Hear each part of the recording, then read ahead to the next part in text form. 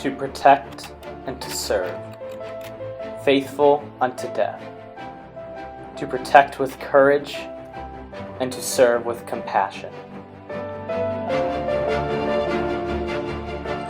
Policemen and women enter the profession to safeguard our communities and our lives, sometimes going into dangerous, even life-threatening situations to protect us.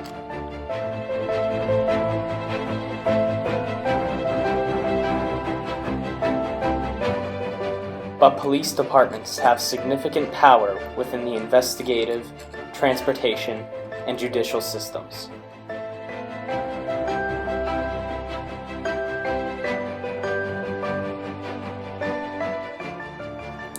Reports say that police departments set quotas for officers to meet, but they claim that citations, fines, and jail time are set in place to make people safer. Is their only purpose to protect and serve civilians, or are they incentivizing such power for financial gain? To protect and to serve, or to enforce even the slightest of law infractions?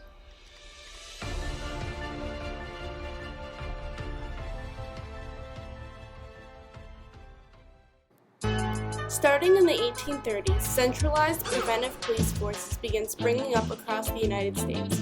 Like today's modern police departments, these new forces were designed to deter crime from happening, rather than to react once it had occurred. However, since the conception of such an institution, the public has felt like this preventive policing was inventing crimes rather than preventing them, by preying on citizens to increase revenue for their corresponding department.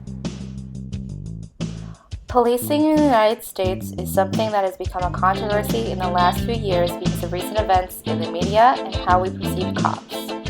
There are notions that police cannot be trusted because of their power grabs. Corruption of the judicial system and the spread of hate over social media has caused for commotion of feelings tied to how cops are looked at. But although cops have been seen in a bad light, recent statistics show that crime has gone down significantly within recent years.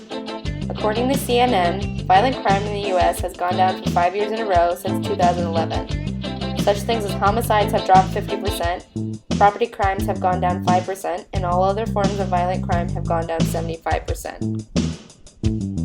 The New York Times reported that violent crimes to law enforcement have declined from a rate of 747 violent deaths per 100,000 people in 1993 to 387 incidents per 100,000 people in 2012. A survey from the U.S. Justice Department says that on the roadways, DUIs have reduced by half since 1982, and the number of fatalities per million miles of car travel is 1/5 the standard set in 1964. A review of accused police corruption concludes that people are committing less crimes since the chance of prison times or fines are very high. Officials maintain an air of omniscience and a sense of order by pursuing every infraction and tolerating no deviation. According to Reuters, when people asked whether they approve of their local policing department doing the right job, over 75% reported said that they did.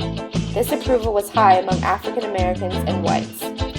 This statistics collided with the question, do police officers routinely lie to serve their own interests? 31% of Americans believe they do, and the number rises to 45% among African Americans. While many civilians feel targeted, police departments claim to have an objective of reducing crime and fatalities if plausible. Given the sharp decline in violent, nonviolent, and vehicle crime, people are becoming aware of new police culture and our communities are safer as a result. However, police departments are accused of receiving a percentage of traffic fine revenue, an incentive for them to nitpick at even the slightest mistakes. This has been especially prevalent in cases of racial profiling, as is what happened in Ferguson, Missouri in 2014. The largely white Ferguson PD wrote huge numbers of tickets for the city's African American residents, collecting millions of dollars in fines. No police department has admitted to setting quotas, a requirement for officers to write a minimum number of tickets every month. However, outside critics say it's real, so we interviewed some of our peers to see what they think. Do you think that police abuse their power within the confines of ticketing and small arrests, and why? I think that some do and some don't.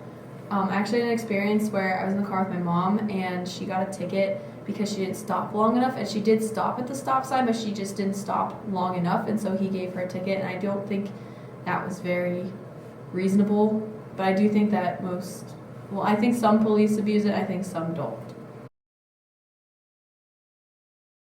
Do you feel that the media has influenced these opinions? I would say they did, just because it's just things you hear. You don't really, unless you've experienced them personally, it's just other people's stories or the stories they tell on the news or online. Do you believe that police have specific quotas that they have to meet monthly regarding ticketing, and do you have any personal experiences that support this opinion? I would say that sometimes it certainly seems like they're having to meet certain quotas. There was one time our mom came home. She told us on her way home she was driving through a neighborhood and she missed the turn that she was trying to take, so she used a intersection to do a U-turn to go back to the street that she was heading towards, and a cop pulled her over just to let her know that U-turns weren't allowed in this particular neighborhood. And so it seems odd that even though nobody was around, the cop had to take time out of her day to pull her over and let her know that she did something. Some retired policemen have also come forth to admit the quotas and incentives within police departments. As can be seen in this NBC segment with Sarah Wallace, featuring former NYPD officer Adil Polanco. The problem is when you go hunting, when you put any type of numbers on a police officer to perform, we are going to go to the most vulnerable. The most vulnerable. Of course, we're going to go to LGBT community, we're going to go to the black community, we're going to go to those people that have no vote, that have no power. If we start doing what we're doing in Midtown Manhattan, a phone call to the mayor's office is going to be made. That's going to be the end of it. We're the predators, they're the prey. The worst thing you can have is a police officer that needs an arrest for the month. So if a quota-hungry police officer potentially diminishes respect for minorities and disrupts justice, what happens if these quotas aren't met? Take the PA State Office in 2014, when a 7-week manhunt for cop murderer Eric Frine took all resources of the police and lowered the number of citations for the year. When their manhunt was over, they raised the average traffic fine by 10% to compensate for the loss in citations for that period. Writing a plethora of citations, raising the fine of them when less are being written, and several policemen whistleblowing corruption can lead one to believe that it may be more about maintaining revenue than we might imagine. As police departments garner more attention from the media, the question is raised more and more often. Do they over-police to hopefully lower crime, or is it a scheme to meet profit or budget goals? It is undeniable that the men and women who put on a police uniform are doing a tremendous service to our communities, but do their departments serve a purpose other than serving?